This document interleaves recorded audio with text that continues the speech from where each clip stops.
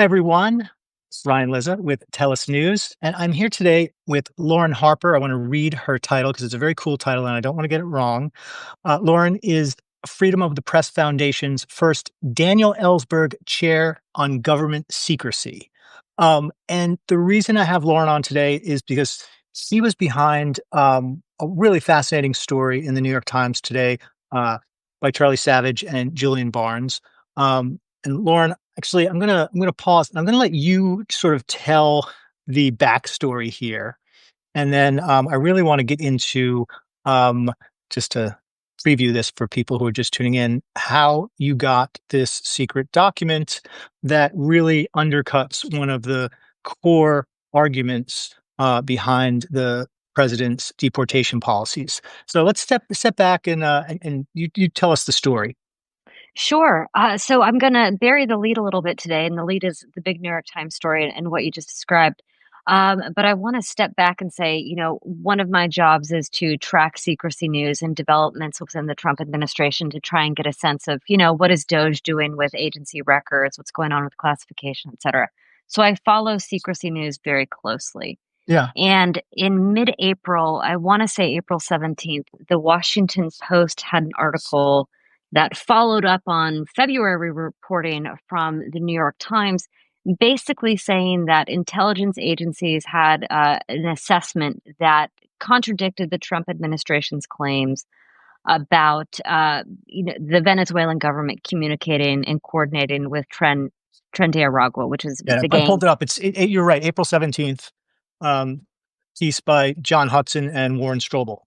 Right. So I remember reading that and thinking that would make a good subject for a FOIA request, a Freedom of Information Act request. And from my perspective, when I was going to file it, my thinking was it's going to get denied. We'll have to appeal this. We'll maybe have to sue for this record. And I was thinking that FOIA lawsuit could be a good test case to test the provision that in the executive order on classification that even if something is properly classified, as I assume this record was, there's still a public interest declassification argument that you can make. So I was Wait, gonna, I pause was, there. Mhm. When you say the executive order on classification, that's a long time existing executive order It's or been in something new? existence. So classification rules are governed by executive order. They're not really handled by statute. The exception is the Atomic Energy Act with nuclear information. But so the existing executive order that governs classification rules has been around since 2009. It's an Obama era memo. The first Trump administration, we didn't see a new one issued. We didn't see a new one issued during the Biden administration. And to date, we haven't seen the Trump administration issue a new one. So long story short, You yeah, sure. Yeah, there we go. So long story short, I thought that this would be an interesting FOIA suit for when the request got denied.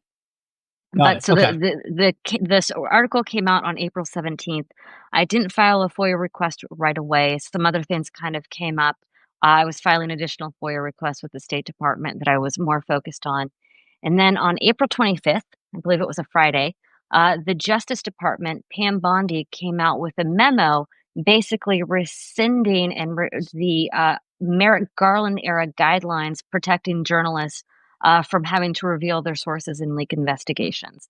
And this was something that my organization kind of knew that was coming. But when I looked at the Bondi memo from the 25th, she cited the Washington Post and the New York Times reporting about this leaked document as a reason to need to crack down on journalists. And she said something to the effect in this memo that the leaks were illegal and wrong, and they made it harder for the Trump administration or the Justice Department to keep America safe. Yeah, And I'll just read it because I have it up here. mm, Safeguarding classified privilege and other sensitive information is essential to effective governance and law enforcement.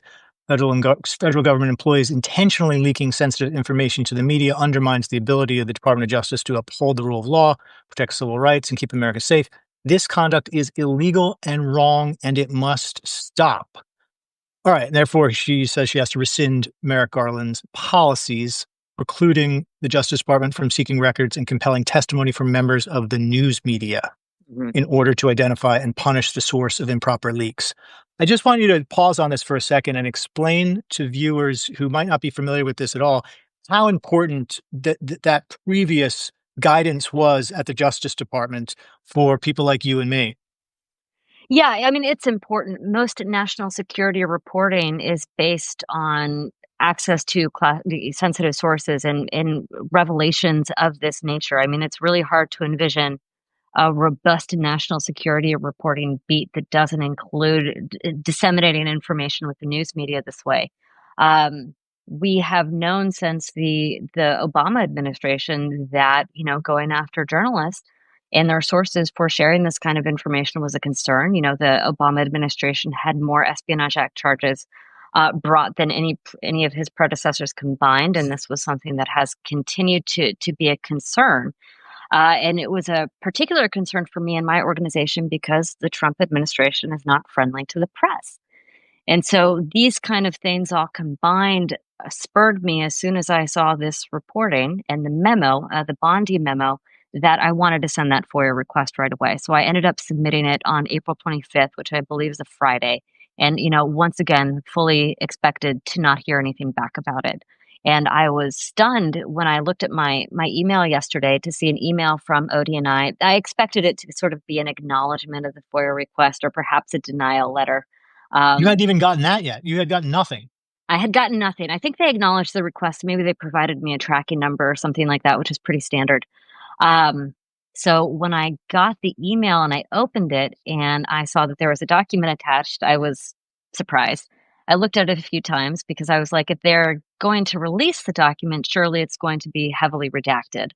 And when I clicked open the document, for the most part, that wasn't the case. There are redactions, to be clear.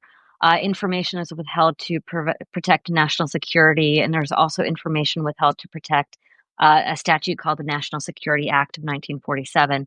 So there is information that is withheld. But there's also a lot of information that's released, including a big, bold subhead that says something to the effect of the Maduro government is not coordinating with this gang, which seems to corroborate the reporting that both the Washington Post and the New York Times had done. And, I would add that it's been released without the fall of the republic. There was nothing so dire and so damaging in that would have required the Justice Department to really need to rescind these guidelines and have this excuse to crack down on journalists. So it was really remarkable, especially if you have a background in filing FOIA requests at any agency. It takes a very long time.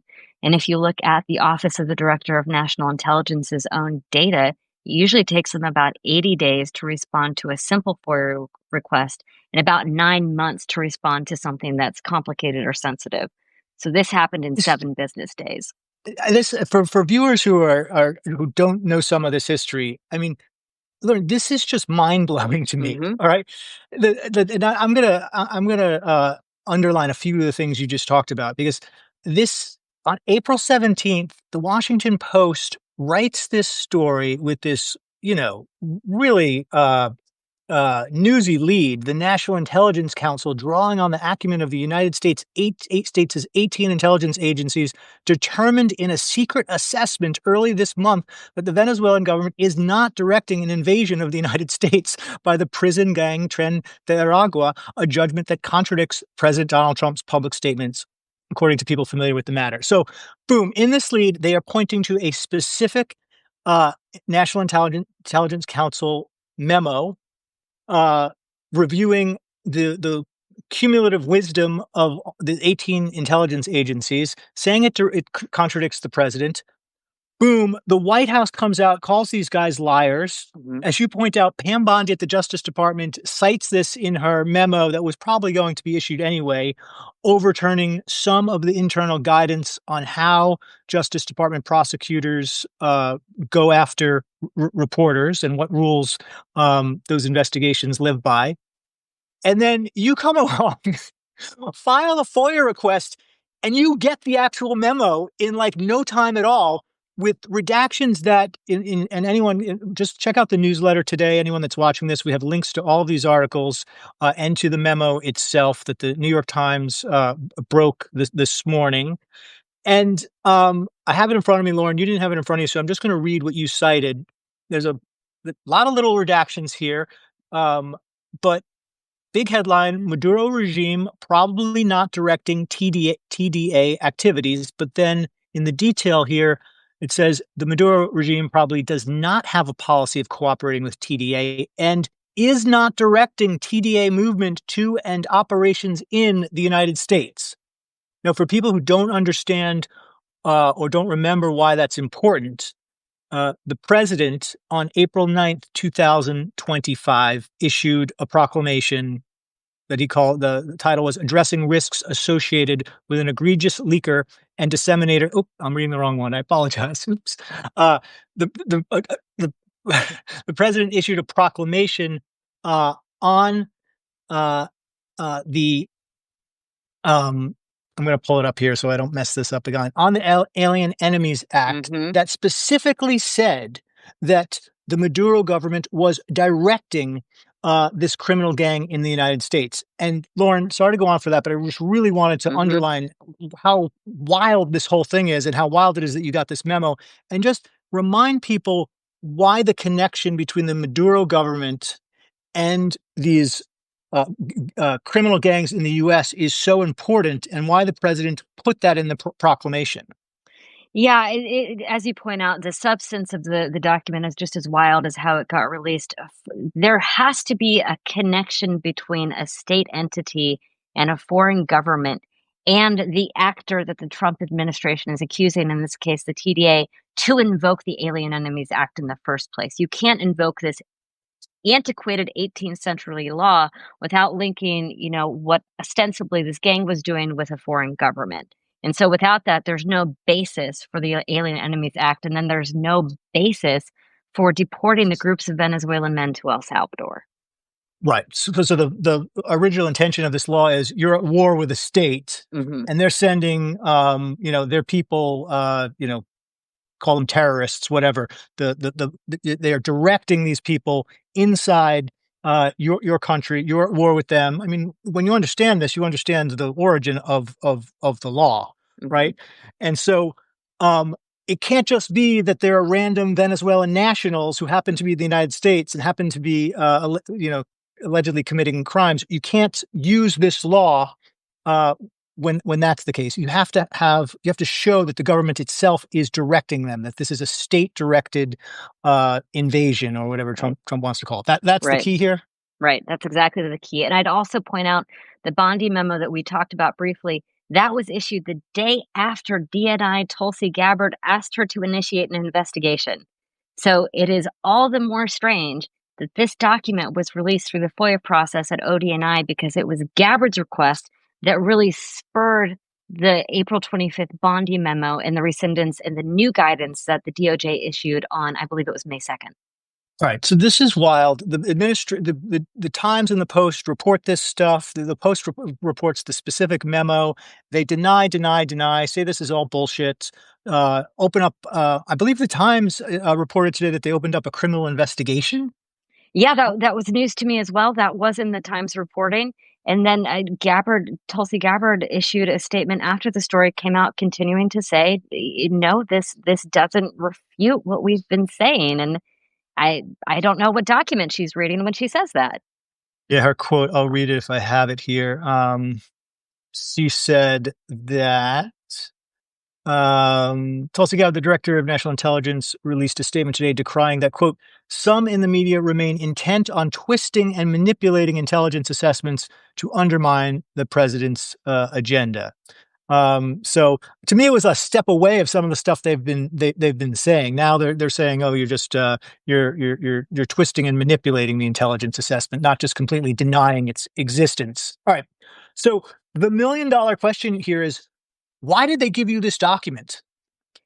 It's a question that I've been puzzling over, and I think, in order to think about that, we also have to look at what's been going on with transparency in FOIA offices across the government. One of the major stories that we've been seeing about FOIA is how, DOGE, the Department of Government Efficiency, has been, forcing agencies to downsize or disintegrate and what have you. And one of the biggest casualties of this has been at Freedom of Information Act offices. We've seen closures of entire offices at the Centers for Disease Control and Prevention. We've seen them downsized at places like the National Institute of Health, also certainly U.S. Agency for International Development has one or two people left in their FOIA office at best. So really this remarkable FOIA release has taken place at a time when a lot of FOIA offices are struggling to survive and perhaps wondering if they're also going to face closures. So it's a really Interesting. yeah, so it's a really good question. I what is the standard operating procedure in the Yeah, office? tell us what yeah, tell us you do a lot of FOIAs, I take it. I do a lot of FOIAs, and I was also briefly a FOIA officer myself. And I want Wow, to okay. say, yes, it didn't last very long, but I learned a lot. It was between my stint at the National Security Archive and my current one, so it came along at kind of the perfect time to give me an insight.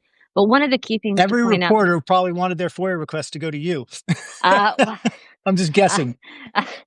well, one of the things that I learned when I was there is that every agency and every bureau within an agency has its own standard operating procedure for handling FOIA requests. But one of the things that's just a reality of FOIA is that if somebody gets a FOIA request that is sensitive, it's probably going to get an extra layer of review. So, for example, it could be flagged with the general counsel's office, it could be flagged with the public affairs office, unless it's a very mundane FOIA request, like let's say a calendar for a political appointee. And even then, it's probably going to get another layer of review within an agency. So, Okay. so Which keep that. agency you said, Laura, I'm sorry. What agency were you in when you did this? I was at the Department of Commerce, um, Understood. and so I don't know how ODNI handles theirs normally, but it's a really safe bet to say that if there's something that has a political entity in it, that's probably going to get uh, vetted by either the secretary's office, and it might even get sent to the White House. Now, I want to say this happens no matter who is in office, whether it's a Republican or a Democrat. The Okay. Obama administration told FOIA offices to vet FOIA releases with them if there was something called White House equities in those records. So it happens. So this is all to say that And there's nothing in the FOIA law that prevents that. Like the government has carte blanche to review these requests outside I of the purview of one FOIA officer. I'd say there's nothing in the FOIA that sanctions this either. To me, it's not something that should be happening, but I do think Yeah, it's fair. a bureaucratic and political reality that happens within agencies. All that is to say that I do not think it is possible that this FOIA request was released without a certain level of consultation within the agency. Did it follow normal procedures? I really can't say. I don't know. Did something different happen? I really don't know. Was there a calculation here that was made? Because we know the intelligence community, thanks to recent reporting, is going to face rifts and reductions in force and administrative leave and layoffs and things like that. Is it possible that somebody within the intelligence community or that FOIA office thought, maybe we'll be downsized too? Is this an opportunity for us? I truly said, I really don't know. It's purely speculation. It's Yeah. something that a lot of folks are asking. But I think if you look at the ODNI's normal FOIA processing time, this is clearly really different. Um, what exactly happened? I'd like to know. Because all right, I'm looking at the memo here. I wish we could put it on the screen, but if we can, I don't know how to do it. It's 6 pages. Mhm. It has very carefully targeted redactions. Now, as a former FOIA officer, you are probably familiar with the different legal reasoning for redactions, and there's always a little bit of subjectivity, I assume, in that Yes, process. But 100% subjective. when I read this memo, I think this was redacted by someone who wanted the public to know as much as possible in terms of what is in this memo. You can sometimes tell a little bit of the context of what some of the redactions might be, and they seem, just looking at a couple of them, they seem like okay. I think I understand why that was redacted, but it's targeted. It's words in a sentence rather than the entire sentence. It's very carefully done with a clear sense of the law. Um, is that how you read it too, Lauren? You've seen a lot of Abso these. Absolutely. I mean, one of the things that we often have to fight over when we're requesting records to be released is that the FOIA office segregates the document for review. So basically, that means even if there's top secret information in that document that might be withheld under the B1 exemption, which is cited in this memo, it stands for information that's withheld to protect classified national security information, that the FOIA officer go through line by line and make sure that they're only releasing the information that could be withheld pursuant to that exemption, and they're not just kind of taking the easy route and redacting entire portions carte blanche. So yes, Mhm. it was somebody who wanted information to be released and who applied honestly, who applied the FOIA exemptions the way they're meant to be applied. Right, So they did and this in the they legal proper way. I mean, that correct, and it correct. we should and, it's we're in this weird world where we're shocked by when something happens, like this. This is what every administration should do Mhm. with this kind of request. They did it lawfully, quickly. This is important information for the public, to have, and so we're so used to, especially with the Trump administration, of them not following these rules that it's surprising. But this is what we should expect of the government. Yeah, it's a FOIA success story, and I think the flip side of that is this is what we lose when FOIA offices like at CDC and other places are dismantled entirely. This is what we lose when the State Department shutters the United States Agency for International Development. We lose access to these kinds of records that tell us what the government is doing in real time. Yeah. What's I haven't followed all of the reaction to this today. Mm, You've probably been in the middle of it, or probably hearing from everyone you've ever known. yes. What's and then well maybe a little bit more of the backstory, Lauren. You you gave this to the Times, and they broke the story today. I'm not going to ask you how come the Post didn't get this, but No, but I put put that aside, or you can, or if you want to talk about that, that's fine. But it wasn't intentional, it was kind of an issue of expediency, and I think it worked out really well. We certainly, provided the document, and not just the document, we provided the FOIA request itself, as well as the ODNI's response letter to just about everybody I can think of. yeah, what's the reaction been? What's give us your sense of the policy and political fallout so far today? Yeah, I think one of the things that strikes me is that it's interesting that a lot of the news media has, I mean, the fact that the Trump administration appears to be lying is a headline.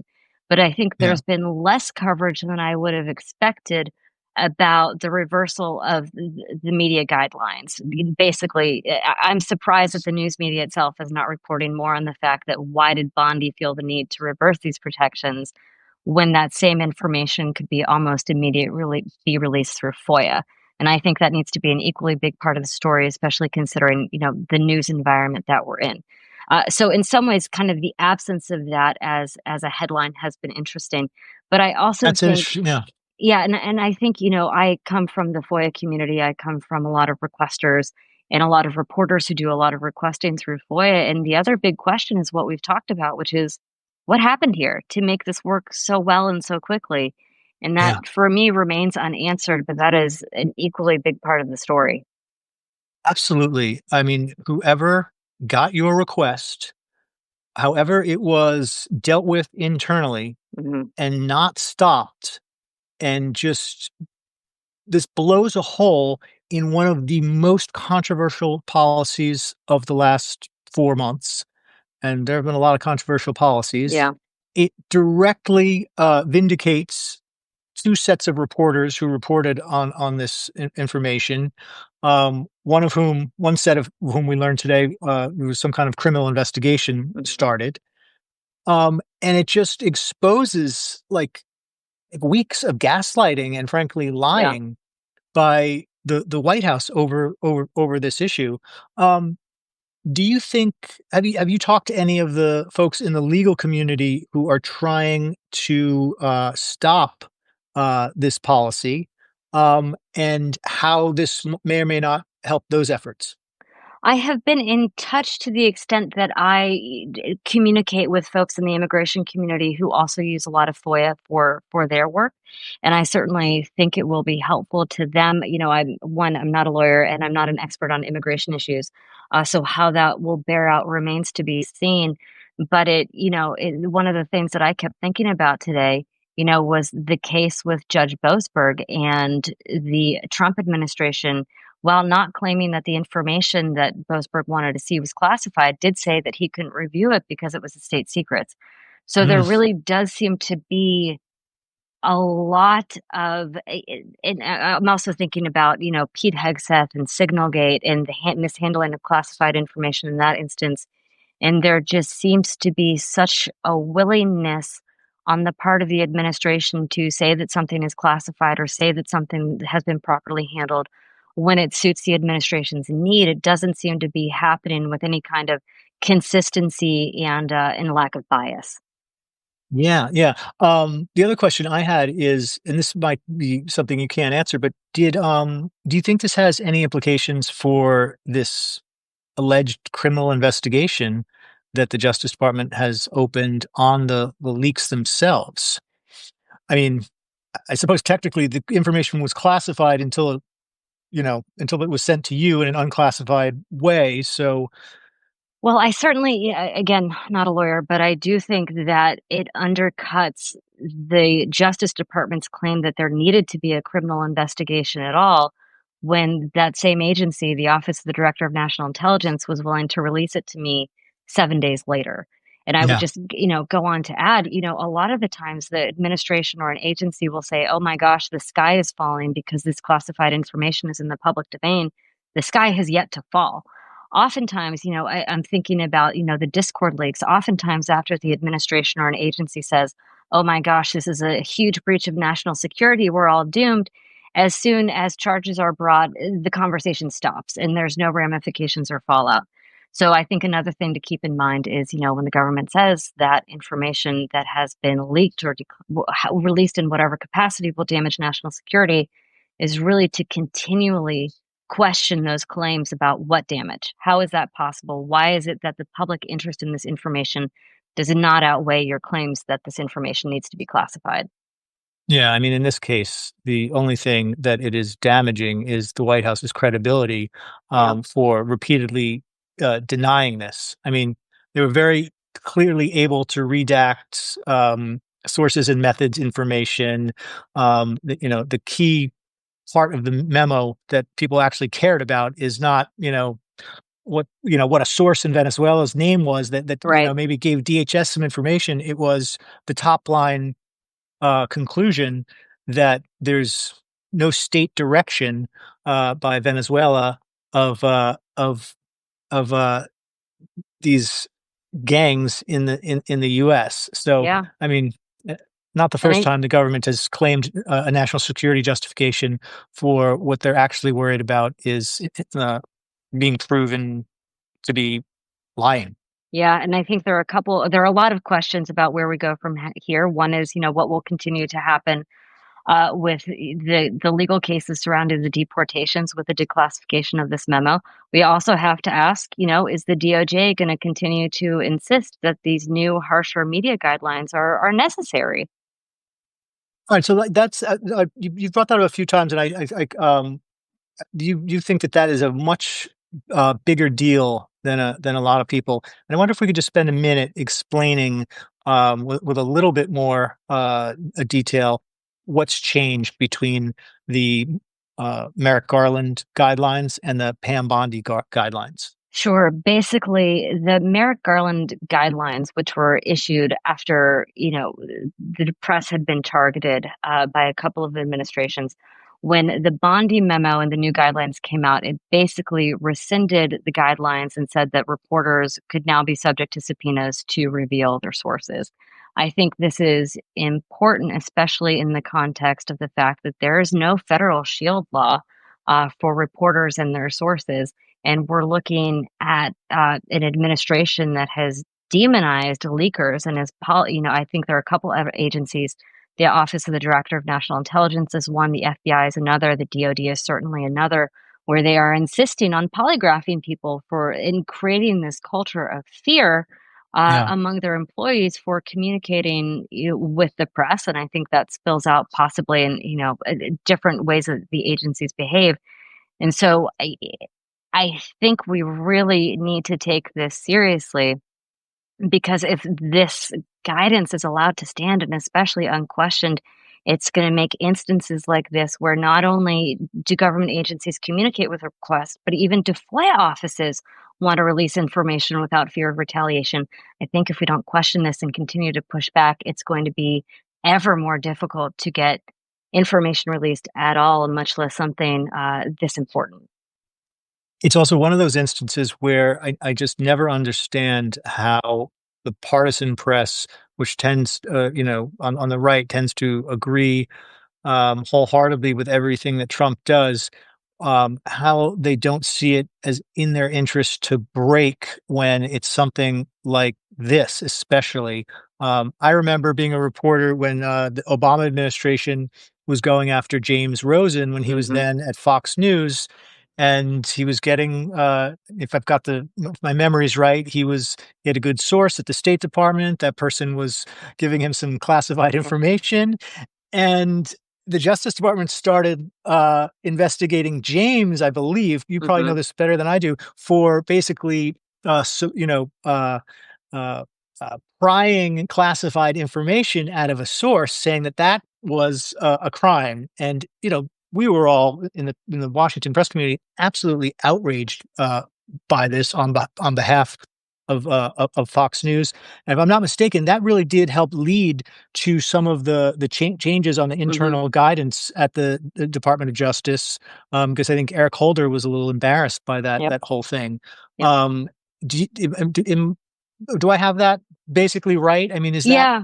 Yeah, I think you're remembering it correctly. And one of the other things that I think this brings up for me as somebody who studies classification issues a lot, when we talk about, the disclosure or the declassification or leak of classified information, I think there's an impression for most people that if something is classified, that's an objective fact. But that is quite mm, simply not true. For most classification decisions, that decision is subjective. There are a few exceptions, for instance, information on human sources, how to build a nuclear weapon, like that. Those kind are the kinds of things that are objectively classified, but most other stuff is a gut call. And so, for example, I have seen declassifications made by the same person 10 days apart where a different part of the document is declassified as it was 1 week later. And if you ask the person who's doing the review, they might say something like, there was something I read in the paper that day that made it seem like that information was more sensitive 1 week versus another. And that's, mm. that's kind of an honest way to even have that happen. But there's also abuses of the classification system. We see oftentimes agencies withholding information that is just embarrassing. So, I think Yeah. that's another component of it here. When we talk about classification, we don't often caveat that one, it's subjective. And even if it's appropriately classified, that doesn't mean that the public doesn't have an interest or an outweighing right in seeing that information. Which just, underlines the fact that that subjective process, um, this document went through that very subjective process, and it came out the other side with a lot of information, intact and Mhm. available, that undercuts what the president, was saying with respect to one of his most controversial policies. Um, Thank you so much, for taking us through the backstory. A great lesson here is, always be FOIA-ing. You know, you probably thought it was hopeless to send that FOIA, but look what I you got. I expected to appeal ensue, so even if you do get denied, always appeal. Um, okay, anything else? Do you want to, what's your next target, Lauren? Anything else you want to leave us here with? Yeah, I mean, one of the things I'm trying to get released from the State Department are memos basically showing that the Tufts University student whose last name is Ozturk was not engaging with an anti-Semitic activity and wasn't affiliated with Hamas, and what that had to do with her visa being revoked. There's a memo that basically shows that that evidence just isn't there. But the State Department, instead of replying to my request, just closed the FOIA and never even sent me a denial letter. So in terms of FOIAing, that's what I'm trying to get after next. And but you do know that it's closed. Yeah, You're not waiting. no, they have a portal system that is supposed to notify you of the status and then send you the affiliated correspondence. And they closed the request 2 weeks ago and have never sent me a denial letter, which is not what they're supposed to do. And I followed up 3 times and still haven't gotten any information from them. So I think trying to get that more attention is what's coming next. Got it. Well, thank you for doing this. Love what the Freedom of the Press Foundation does. Please check out their website.